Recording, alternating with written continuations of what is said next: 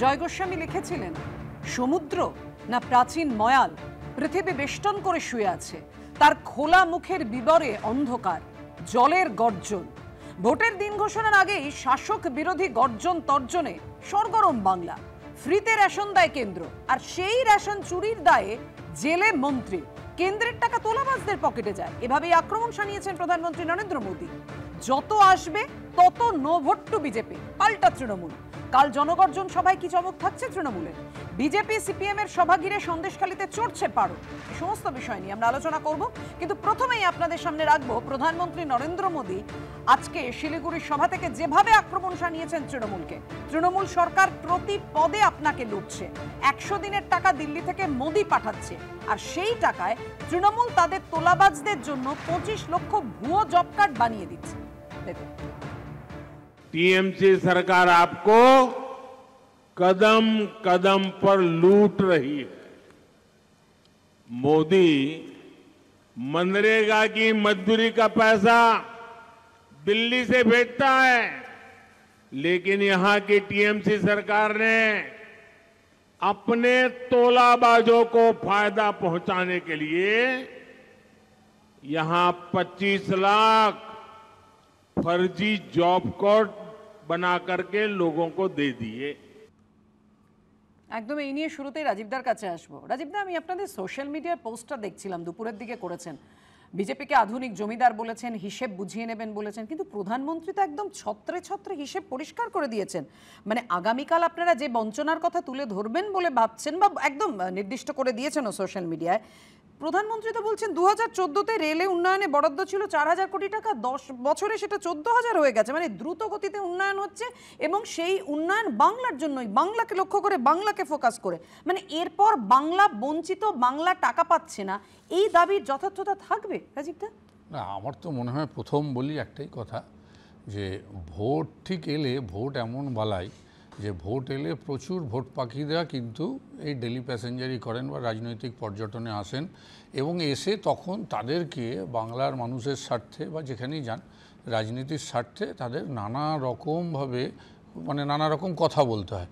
এবং এর মধ্যে আমি একটা কথা আপনি বললেন 4000 কোটি থেকে 14,000, আপনি আমায় বলুন তো যে মুদ্রাস্ফীতিটা 10 বছরে কোথায় গিয়ে পৌঁছেছে, জিনিসপত্রের দামটা কোথায় গিয়ে পৌঁছেছে। আপনি রেলের কথা বললেন, আমি আপনাদের বলি উনি আজকে অনেকগুলো রেলের প্রকল্পের ঘোষণা করেছেন ইত্যাদি। আপনি যদি ফিরে তাকান, একটা মানুষ আজকে বাংলায় কেউ বলবে না যে সব থেকে বেশি যদি রেলের জন্য বাংলায় যদি রেলের জন্য কেউ কিছু করে থাকেন তার নাম হচ্ছে মমতা বন্দ্যোপাধ্যায়।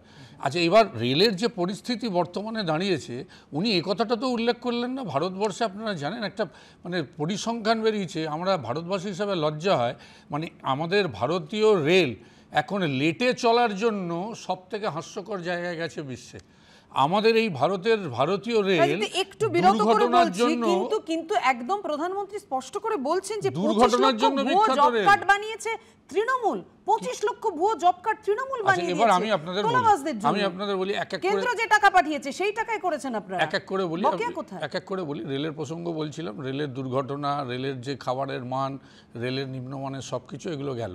এবার আপনি বলছেন উনি এখানে বলে গেছেন যে তৃণমূল কংগ্রেস লুট করছে, তিনি নাকি টাকা দিচ্ছেন। আমি তো প্রথম বলি টাকা দেওয়া তো বন্ধ করে দিয়েছেন মোদিজিরা, 2021-এর পর থেকে টাকা দেওয়া বন্ধ করে দিয়েছেন। এবার আমি প্রশ্ন করি নরেন্দ্র মোদীজিকে একটা, ভারতীয় জনতা পার্টিকে একটা, কোন তথ্যটা ঠিক আমাদের একটু বলতে হবে।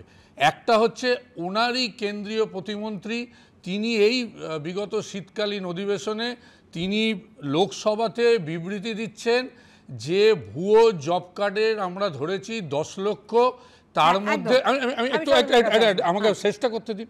ভুয়ো জব কার্ড ধরেছি 10 লক্ষ, তার মধ্যে উত্তরপ্রদেশ 3.5 লক্ষ, আপনার মধ্যপ্রদেশ হচ্ছে 1,20,00,000 লক্ষ, আর বাংলা হচ্ছে 5,651। তাহলে 5,651 মানে সর্বনিম্ন।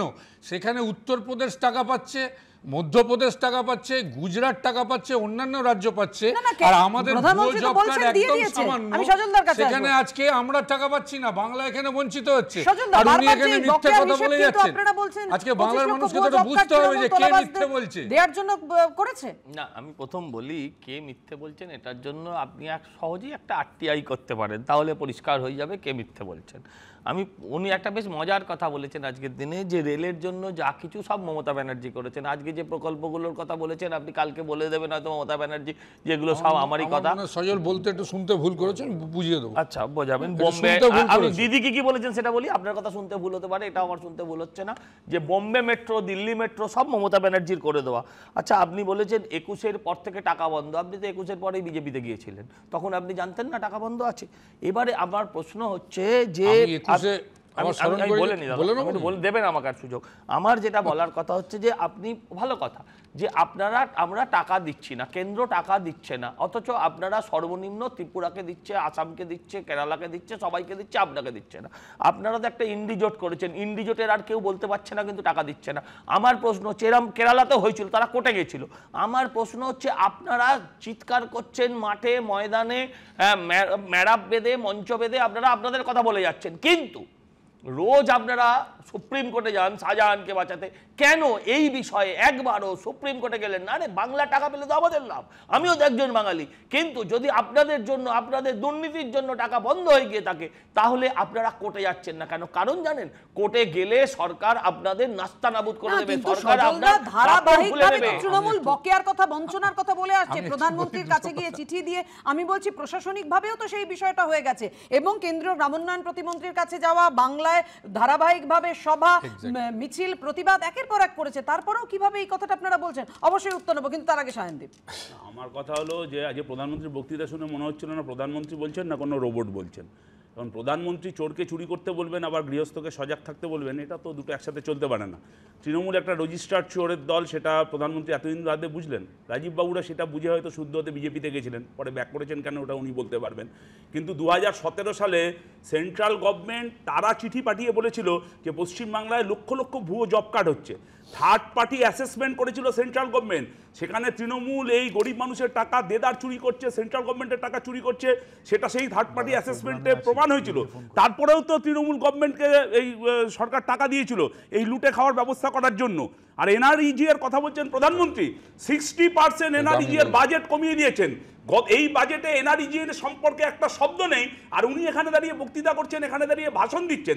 বিজেপি পরিচালিত ঝাড়গ্রামের গ্রাম পঞ্চায়েত তারা এনআরইজি এর এই ভুয়ো জব কার্ডকে ব্যবহার করে একভাবে এইভাবে টাকা তুলেছে যেভাবে তৃণমূল কংগ্রেস লুট করেছে।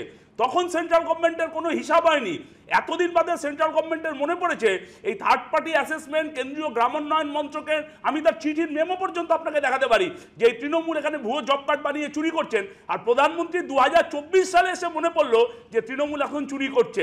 একদম, আগামীকাল তৃণমূলের মহা ব্রিগেড, মেগা ব্রিগেড, আর তার আগে আজকে প্রধানমন্ত্রী শিক্ষা, আবাস, স্বাস্থ্য, রেশন প্রতিটি বিষয় একেবারে ছত্রে ছত্রে আক্রমণ শানিয়েছেন তৃণমূলকে। তৃণমূল, কংগ্রেস, বামেদের জোট অর্থাৎ ইন্ডিয়া জোটকেও আক্রমণ করেছেন যে ফ্রিতে রেশন দেওয়ার বিরোধী। তৃণমূল সরকারের নেতা মন্ত্রী রেশন কেলেঙ্কারিতে জেলবন্দি। দেখুন কি বলেছেন।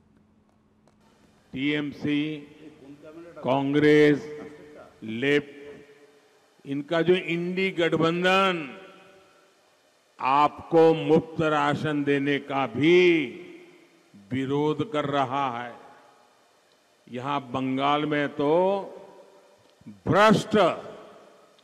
भ्रष्ट टीएमसी सरकार दलित, आदिवासी, ओबीसी, महिला विरोधी टीएमसी सरकार ने तो आपके राशन की योजना में ही घोटाला कर दिया। इनके नेता, इनके मंत्री राशन घोटाले के मामले में जेल में है। আমি সমুদ্রের কাছে আসবো। আপনারা রেশন বিরোধী? মানুষ রেশন পান সেটা আপনারা চান না বিনামূল্যে? প্রধানমন্ত্রী ব্যবস্থা করে দিচ্ছেন যাতে কোনো শিশু না খেয়ে বাড়ির মাথায় ছাদ না পেয়ে না থাকতে পারেন, সবার জন্য ব্যবস্থা। প্রথম জানলাম যে রেশনটা বিজেপি সরকার শুরু করেছে, মানে খুব ভালো। আমি শুধু একটা কথা বলছি যে একটু আগে দুর্নীতি নিয়ে অনেক কথা বলেছেন। আমি শুধু জানতে চাইছি যে দুর্নীতি নিয়ে এত কথা বললেন মাননীয় প্রধানমন্ত্রী, গত 12 বছরে তো দুর্নীতিটা তো একদিনে হয়নি। সে কি কালকে সকালবেলা দুর্নীতি করলো, প্রধানমন্ত্রী এসে আজকে ভাষণ দিয়ে দিল। তো আমার কথা হচ্ছে যে কাকুর স্বর পেতে 6 মাস লাগলো, নাটক হলো, অনেক নাটক আপনারা 3-4 বার করে সব সারাদিনে টিভি চ্যানেলে দেখালেন। কাকুর স্বর পাওয়া গেল, এখন ইডির স্বর পাওয়া যায় না। আর প্রধানমন্ত্রীরও স্বর নেই আজকে, প্রধানমন্ত্রীও বলছেন না কাকু কোথায়। তো জেলবন্দি তো ওরা। আর সিবিআই ইডি তো অন্য কেউ চালায় না, তো অর্থ দপ্তর চালায়, প্রধানমন্ত্রীর দপ্তর তার পেছনে আছে। এই অভিজিৎ বাবু কিছুদিন আগে বলেছিলেন যে সিবিআই কাজ করছে না, আমি কি প্রধানমন্ত্রীর কাছে নালিশ করব, কোট আনকোট, এই অভিজিৎ বাবু বলেছিলেন। তাহলে কি আমরা ধরে নেব তাহলে সিবিআইটিকে কেউ আটকাচ্ছে? উনি বলেছিলেন, কারা আটকাচ্ছে জানতে হবে তো, এই প্রশ্নগুলো তো থেকে যাচ্ছে। আজকে এত কথা বলছেন যে রেশন রেশন রেশন, 100 দিনের কাজ 100 দিনের কাজ, যেটা বলছিল যে 100 দিনের কাজে 63% বরাদ্দ বন্ধ হয়েছে। 100 দিনের কাজটা তো আইন, এটা তো ইউপিএ সরকারের একটা আইন করেছিল, খাদ্য সুরক্ষা আইন, মানুষের অধিকার, মানুষ তার অধিকার পাবে, অধিকারের জন্য মানুষ আদালতে পর্যন্ত যেতে পারে, এটা তার ন্যায্য অধিকার, কোনো দয়া নয়। প্রধানমন্ত্রী দয়া করছেন না, আমার আপনার ট্যাক্সের টাকা কেন্দ্রীয় সরকার দিচ্ছে একটা পার্সেন্টেজ, রাজ্য সরকার দিচ্ছে একটা পার্সেন্টেজ, অ্যামালগামেশন মানুষ পাবে। আমি জানি যদি প্রচুর ভুয়ো রেশন কার্ড হচ্ছে, কেন লেজিটিমেট যারা আছে তাদেরগুলো বন্ধ করে রেখেছেন? উত্তর দিতে হবে তো। দুর্নীতি হয়েছে, দুর্নীতির তদন্ত করার জন্য যাদেরকে দায়িত্ব দেওয়া হয়েছিল তারা তো দুর্নীতির তদন্তটা ঠিক মতো করছে না। আপনারা সার্টিফিকেট দিয়েছেন 100 দিনের কাজের, বিজেপি সরকার সার্টিফিকেট দিয়েছে পশ্চিমবঙ্গ সরকারকে, দারুণ 100 দিনের কাজ হচ্ছে। আমার উত্তর দিতে হবে যে কেন রাজ্য সরকার হাজার হাজার লক্ষ লক্ষ টাকা খরচা করে দুর্নীতি ছাড়াতে চায়, সাজানোর জন্য মামলা করা যায়, কেন 100 দিনের কাজের জন্য মামলা করা যায় না? কেন? চলুন আমরা বলছি তো, সমস্ত বিরোধী দল সবাই একসঙ্গে যাব, বাংলার মানুষ টাকা পাবে, চলুন প্রধানমন্ত্রীর দপ্তরের সামনে ধর্ণা দিই। যাবেন? হ্যাঁ, আসবো এক লাইন করে নেব, আসবো, কারণ শুভমেন্দার কাছে যেতে হবে। আমার বলার বক্তব্য এখন মুশকিলটা হচ্ছে সবার নিশানা আমার দিকে না ছিল, একটু সময় তো দিতেই হবে। না, একদম অনলাইনে আপনি যাবেন। আমি যেটা বলি, না আপনি যাবেন রাজীব দা, আমি এবার বলি, আমি বলি যে উভয় পক্ষে একটা কথা বলা হচ্ছে, আমি আরেকটা তথ্য দিচ্ছি। এই জব কার্ডের ভেরিফিকেশনে জেনে রাখুন, জব কার্ডের ভেরিফিকেশনেও পশ্চিমবঙ্গ 1 নম্বর, 99.97% জব কার্ড ভেরিফাই করে সেন্ট্রাল গভর্নমেন্ট রিপোর্ট দিয়েছে। হায়েস্ট এই 100 দিনের কাজে 43 দিন কাজ করে হায়েস্ট হয়েছে পশ্চিমবঙ্গ। এবং আজকে এই যে মোদিজিকে গ্যারেন্টি বলছেন, এই কাজও তো মানে 100 দিনের কাজও তো একটা গ্যারেন্টেড রোজগার, এটা তো মানুষের অধিকার, সেই অধিকার থেকে বঞ্চিত কেন করবে? বলতে দাও আমাকে, ভাই বলতে দাও আমার, তুমি আরে ভাই তোমরা অনেক কিছু বলে ফেলেছো না, আমাকে তো উত্তরটা দিতে গেলে সবাইকে বলতে আমার জেলায় 3 কোটি টাকা আপনি জরিমানা দিয়েছেন। দাঁড়াও ভাই, দাঁড়াও না ভাই, আরে ভাই তুমি এই প্রশ্নটা আগে বলো না যে কোন তথ্যটা ঠিক, তোমাদের নিরঞ্জন জ্যোতি যে প্রশ্নটা দিয়েছে সেটা আমার বক্তব্য, আমার প্রশ্নের উত্তর কিন্তু পেলাম না। আপনারা যাবেন না? না না, আমার বক্তব্য আমি বলছি আবার, আরে আমরাই তো গেছিলাম, আজকে মমতা বন্দ্যোপাধ্যায়, অভিষেক বন্দ্যোপাধ্যায় তো ধর্ণা দিয়েছে, আমরাই তো দিল্লিতে বারবার গেছি। মানুষ রোজগার করবে, মানুষ কাজ করবে, টাকা পাবে, একদম পরিষ্কার জিনিস। হ্যাঁ, আমি এখানে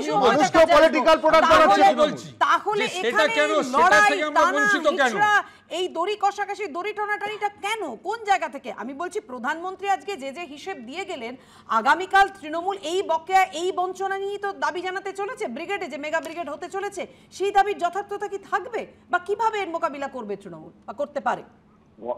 গণতন্ত্রের দড়ি কষাকষি আটকানো যাবে না, এবং ফলে সেটা চলবেই। এখন মূল প্রশ্ন হচ্ছে যে আজকাল রাজনৈতিক নেতারা, বিশেষ করে শাসকেরা অনেক তথ্য দিচ্ছেন, এবং সেই তথ্যগুলো উপর তো নির্বাচন হয় না, কারণ বেশিরভাগ মানুষ, সাধারণ মানুষ যারা নির্বাচনে ভোট দেন, তারা মোদী সাহেব যা বলছেন বা মমতা বন্দ্যোপাধ্যায় যা বলছেন বা অন্যান্য রাজনৈতিক দলের নেতারা যা বলছেন তাই নিয়ে কথা বলেন। এবার রাজীব দা বারণ করে দিয়েছেন তৃণমূল কংগ্রেসের বিরুদ্ধে কথা বলতে, ফলে আমি না হয় সজলদার বিরুদ্ধেই একটা কথা বলি, কেন্দ্রীয় সরকারের বিরুদ্ধে একটা কথা বলি, হয়তো জনগর্জন সভায় তাহলে তৃণমূল এটা নিয়ে বলতে পারবে।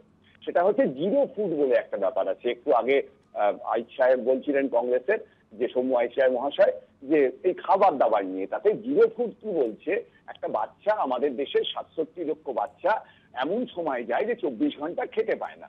এখন এই যে তথ্যটা এলো, এই তথ্য যারা সমীক্ষা করলেন, এই তথ্যের প্রমাণ কিভাবে হবে? একই রকম ভাবে মোদীজি যা বলছেন, মমতা বন্দ্যোপাধ্যায় যা বলছেন, সুজন চক্রবর্তী যা বলছেন, বা সৌম্যদাদের দলের কেউ যা বলছেন, সেগুলো প্রমাণ করার মতন খুব সহজ ডেটা আমরা এখনো অব্দি আমাদের এখানে পাই না।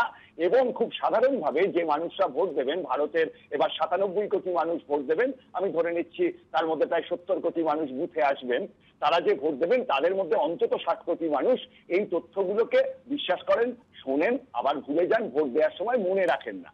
অর্থাৎ যে উন্নতিটা এই পরিণত গণতন্ত্রে হওয়ার কথা ছিল, যাতে এই তথ্যগুলো নিয়ে বিতর্ক করা যেত, সত্যি মিথ্যে বোঝা যেত, এই মুহূর্তে কেন্দ্রের শাসক দল বা রাজ্যের শাসক দল, অন্যান্য যে রাজনৈতিক দলগুলো, তারা পরিণত হতে পারেনি যে তথ্যগুলো সঠিকভাবে সামনে তুলে আনার। গণতন্ত্রকে আরো এগোতে হবে। ফলে এই তথ্যের ওপর যে বিশ্বাসযোগ্যতা, সেই বিশ্বাসযোগ্যতা অ্যানালিসিস করলে বলতে হয় এগুলো পরিষ্কার নয়। আর সাধারণ মানুষ যারা ভোট দেন তারা নরেন্দ্র মোদীর আবেগ বা মমতা বন্দ্যোপাধ্যায়ের আবেগ বা সুজন বাবুর আবেগ এগুলো শুনেই ভোট দেন। এই তথ্যের কোনো ভ্যালু, কোনো মূল্য মানুষের কাছে থাকে না। এটা পরিণত গণতন্ত্র যখন আসবে, মানুষ এই তথ্যগুলো বুঝতে পারবেন, অ্যানালিসিস করতে পারবেন, প্রতিবাদ করতে পারবেন সেই তথ্যগুলো দেখিয়ে। একদম যে প্রতিবাদের কথা বলছেন সেই প্রতিবাদ আমরা সন্দেশখালীতে দেখেছি। আর আজকে সন্দেশখালী নিয়ে প্রধানমন্ত্রী কি বললেন যে মানুষের সমস্যা নিয়ে তৃণমূলের কোনো মাথা ব্যথা নেই। সন্দেশখালীর মহিলাদের উপর অত্যাচার চালিয়েছেন তৃণমূল নেতারা। দেখুন, संदेशखाली में गरीब, दलित, आदिवासी बहनों के साथ टीएमसी के नेताओं ने क्या क्या किया है, इसकी चर्चा आज पूरे देश में हो रही है। রাজীবদের আগের দিন প্রধানমন্ত্রী বলেছিলেন গোটা বাংলা জুড়ে সন্দেশখালীর ঝড় উঠবে। আজকে প্রধানমন্ত্রীর বক্তব্য রাখলাম সবার সামনে, দর্শকদের সামনে। প্রশ্নটা এখানে বিরোধীরা এটাই তো বলছেন, আপনারা ব্রিগেডে সভা করছেন, মমতা বন্দ্যোপাধ্যায়, অভিষেক বন্দ্যোপাধ্যায় ব্রিগেডে মেগা ব্রিগেড করতে চলেছেন কালকে, এবং স্পেশাল বিশেষ র্যাম্প করা হয়েছে মানুষের মাঝে পৌঁছে যাওয়ার জন্য। সন্দেশখালী নয় কেন? সন্দেশখালীতে কেন যাচ্ছেন না মমতা বন্দ্যোপাধ্যায়? কে বলেছে? আমার তো মনে হয় ভারতীয় জনতা পার্টি তথা নরেন্দ্র মোদীজি সন্দেশখালী না ভেবে আগে মণিপুর, হাথরস, উন্নাও এইসবগুলো নিয়ে ভাবুক, হরিয়ানা নিয়ে ভাবুক, উত্তরপ্রদেশ নিয়ে ভাবুক, গুজরাট নিয়ে ভাবুক। আমি বলছি আমি আপনাকে বিরত করে একটু কথা বলি। আপনারা মণিপুর, হাথরস বিচার চাইতেই তো গিয়েছিলেন, না বিচার চাইতেই তো গিয়েছিলেন। জমি ফেরত দিচ্ছেন, তার মানে তো দুর্নীতি হয়েছে, তার মানে তো অন্যায় হয়েছে। যে দেখুন, সন্দেশখালী নিয়ে মমতা বন্দ্যোপাধ্যায়, তৃণমূল কংগ্রেস, অভিষেক বন্দ্যোপাধ্যায় চিন্তিত বলে যে এটা তো অস্বীকার করার নয়। আমাদের মন্ত্রীরা ওখানে গেছে, আমাদের ওখানকার মন্ত্রীরা গেছে, আমাদের নেতৃত্ব গেছে, তারা মানুষের সঙ্গে যোগাযোগ, স্থানীয় প্রশাসন গেছে, তারা সেখানে মানুষের কোথায় কি হয়েছে, দু একটা যদি কোথাও ক্ষোভ হয়ে থাকে কেন হয়েছে তার কি করে প্রশমিত করতে হবে, তার সমস্ত ব্যবস্থা তো আমরা ওখান থেকে করছি। আমরা তো ওখান থেকে করছি। আরে ভাই, আমরা তো করি। আরে আমরা তো ভারতীয়, আমার নাম বলে একটু বলে নিতে হবে। তুমি বলো, আবার সময় দেব। আপনি বলছেন দু একটা ক্ষোভ। রাজীব দা, এখনো যারা, আপনি আপ ডাউন যাই করে দেখুন, এখনো যারা ভদ্রলোক আছে তৃণমূলে, তাদের মধ্যে আপনাকে গোনা হয়। আপনি বলুন তো দেখি, মমতা ব্যানার্জি এখনো বলছেন প্রমাণ নেই ধর্ষণের, আর মমতা ব্যানার্জির সরকার এদেরকে ধর্ষণের অভিযোগে অভিযুক্ত করেছে। আপনি বলুন তো দেখি, একটা ধর্ষককে বাঁচাতে ধর্ষিতদের টাকায় আপনি সুপ্রিম কোর্ট যাচ্ছেন। আপনি বলুন তো দেখি, আপনারা সময় দিয়ে তাকে ধরিয়ে দিচ্ছেন, তার মানে এই ধর্ষকরা আপনাদের হাতেই আছে, আপনাদের পকেটেই আছে। আপনি বলুন, শয়ে শয়ে মা বোনেরা সবাই মিথ্যা কথা বলছে। আমি এবার সবাই একটা কথা বলি ভাই, আমি সমতার কাছে আসবো, সমতার কাছে আসবো, শান্তি বাসবো। না একটা বিষয় সময় নিশ্চয়ই খেয়াল থাকবে না, বলবেন রাজীব দা, আমার দিকে প্রশ্ন রাজীব দা বলবেন, আসবো তো। সবার প্রশ্ন নিয়ে আপনার বলার সময় অবশ্যই বেশি পাবেন। কিন্তু প্রশ্ন উঠছে যে অনুব্রত মণ্ডলের ক্ষেত্রে, পার্থ চট্টোপাধ্যায়ের ক্ষেত্রে, জ্যোতিপ্রিয় মল্লিকদের ক্ষেত্রে এইভাবে বাধা দিতে কি দেখা গিয়েছিল তৃণমূলকে? আপনারা যেভাবে বারবার ছুটে গেছেন শেখ শাহজাহানের ক্ষেত্রে। দেখুন, আমি পরিষ্কার একটা কথা বলছি যে এই যে সব সিলেক্টিভ প্রতিবাদী, হঠাৎ করে মণিপুর, আপনি এমন একটা ভাব দেখাচ্ছেন তৃণমূলের প্রতিনিধিরা যে আমার বাবার অসুস্থ হলে আমি পাশের বাড়ির কাকুকে চিকিৎসা করাতে নিয়ে যাব। আরে কি মুশকিল, আমরা পশ্চিমবঙ্গে থাকি। সন্দেশখালীতে আপনি বলছেন দু একটা ঘটনা, শিডিউল কাস্ট অ্যাট্রোসিটিস অ্যাক্টের উপরে কেস হওয়া উচিত ছিল। বিঘের পর বিঘে জমির চরিত্র বদল হয়েছে, শিডিউল কাস্ট শিডিউল টাইপের জমি নিয়ে নেওয়া হয়েছে, এক ফসলি দু ফসলি চাষকে নোনা জল ঢুকে ভেরি করা হয়েছে, মাছের ভেরি করা হয়েছে। আপনি মহিলারা ধর্ষিতা হয়েছে, মহিলারা তাদের আইডেন্টিটি চেয়েছেন আপনারা। এত বড় নির্লজ্জ ঘটনা হয়েছে পশ্চিমবঙ্গে, তারপরেও বলবেন দু একটা ঘটনা। এই জন্যই তো পশ্চিমবঙ্গের আজকে অপরাধীরা বুকের ছাতি চড়া হয় যখন বলেন মুখ্যমন্ত্রী ছোট ঘটনা, কাকে যদি কার নিয়ে যায় আমি তার পেছনে দৌড়বো, এই তো বলে এরকম ঘটনা তো হয়েই থাকে। এর জন্যই শাহজাহান আজকে বড় হয়েছে। আমি একটা কথা বলি, আমি এবার একটা কথা বলি। আমাকে বলুন তো, সব বললেন আমি সব শুনলাম, আমাকে বলুন তো 2016 অবধি সন্দেশখালীতে কাদের বিধায়ক ছিল? তাতে কি 2016 অবধি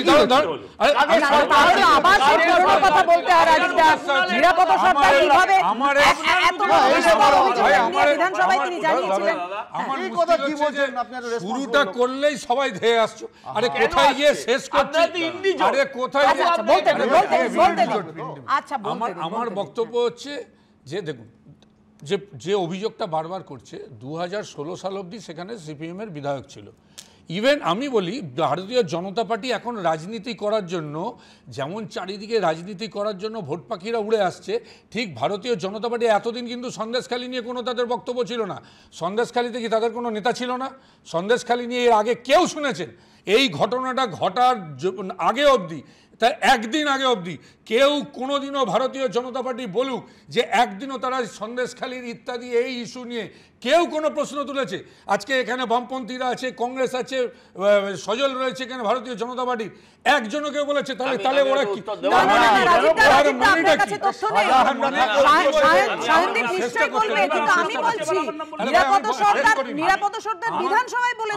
কি বলেছে বিধানসভায়? আমি নিজে বিধায়ক ছিলাম 16 সাল অবধি। আপনি বিধানসভার রেকর্ড খুলুন। আমার কথাটা তোমরা আটকে দিচ্ছ তো। আমাকে বলতে বলছো, আমাকে বলতে দিন। বলেনি তবে তুমি বলো, আমি শান্তিতে বলতে দেবো। আমার বক্তব্য হচ্ছে 2016 তৃণমূলের জনগর্জন সভা, তার আগে আজ সবার প্রস্তুতি খতিয়ে দেখলেন অভিষেক বন্দ্যোপাধ্যায়। আর এই প্রথম তৃণমূলের ব্রিগেডের সভায় থাকছে র্যাম্প। কিসের কারণে, কি বিশেষ কারণে দেখুন। প্রধানমন্ত্রী জনসভার পরের দিন হাই ভোল্টেজ রবিবার ব্রিগেডের তৃণমূলের মেগা সভা। শনিবার ব্রিগেডে এসে প্রস্তুতি খতিয়ে দেখলেন অভিষেক বন্দ্যোপাধ্যায়। জয় বাংলা, জয় বাংলা, জয় বাংলা। আগামীকাল দেখা হবে সবার সাথে।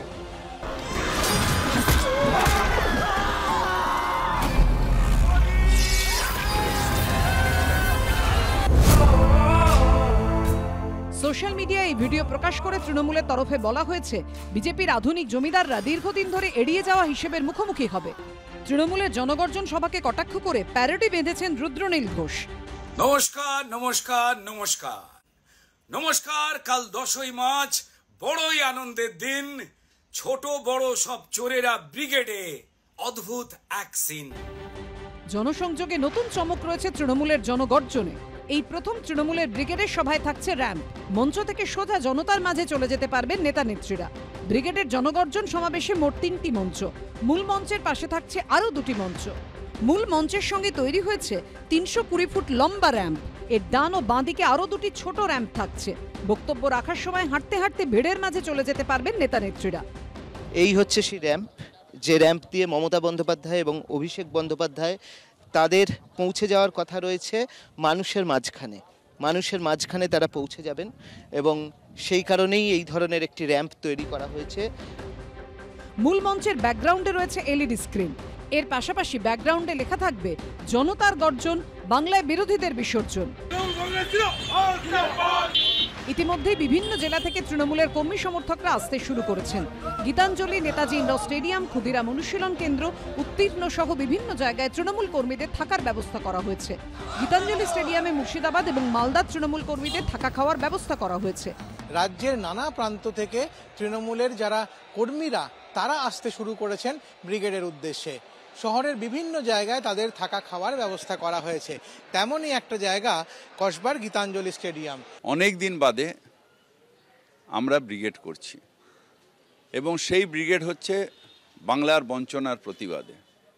জনগর্জন, অর্থাৎ বাংলার জনতা গর্জন করবে ওই ব্রিগেডে যে বাংলাকে বঞ্চনা করছো কেন, নরেন্দ্র মোদী জবাব দাও। এবং লোকসভার আগে এটা অত্যন্ত গুরুত্বপূর্ণ, কারণ তার আগে মানুষকে জানাতে হবে যে বাংলাকে কিভাবে কেন্দ্রীয় সরকার বঞ্চনা করছে। এটা ওদের শেষ শোক সভা হচ্ছে এবং এটা জনগর্জন সভা না, এটা চোরেদের বিসর্জন সভা। কালকে সবাই জামা কাপড় বাইরে শুকাতে দিতে পারেন, গরু ছেড়ে রাখতে পারেন। কালকে কোনো চোর বাড়িতে থাকবে না। কালকে পশ্চিমবঙ্গে কোনো চুরি হওয়ার সম্ভাবনা নেই। তো দিদির এই তর্জন গর্জন হবে, কিন্তু বর্ষণ আর হবে না। তৃণমূলের ব্রিগেড উপলক্ষে কড়া পুলিশি ব্যবস্থা করা হয়েছে। ড্রোনের পাশাপাশি বহুতল থেকেও নজরদারি করা হবে। অর্ণব মুখোপাধ্যায়, সঞ্চয় মিত্র, সুমন ঘরাইয়ের রিপোর্ট, এবিপি আনন্দ।